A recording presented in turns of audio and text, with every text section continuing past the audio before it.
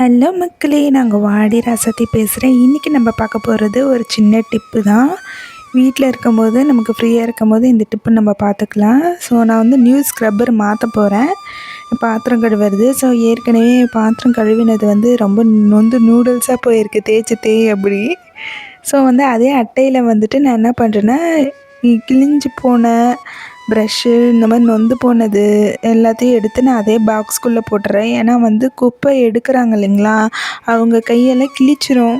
இப்போ நம்ம நார்மலாக நம்ம போட்டுடுறோம், ஆனால் அவங்க கையெல்லாம் கிழிச்சிரும். அவங்க சிலர் வந்து க்ளவுஸ் போடுறாங்க, சிலர் க்ளவுஸ் போடுறதில்ல. இங்கே வந்து நான் எங்கள் ஏரியாவில் வந்து எப்படி இருக்கா அப்படின்னா, நான் இந்த மாதிரி எப்பயுமே வந்து ஸ்க்ரப்பரை வந்து இப்படி போட்டுருவேன். டைரெக்டாக நான் போட மாட்டேன். இந்த மாதிரி போட்டுட்டு சேஞ்ச் பண்ணிடுவேன். ஏன்னா ஜெர்ம்ஸ் வந்து அதிகமாக இருக்கும் ஸ்க்ரப் பண்ணுறதுனால.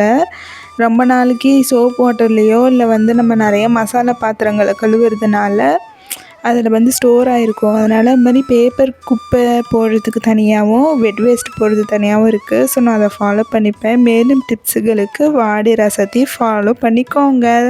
Subscribe to my channel. நான் உங்கள் வாடி ராசாத்தி.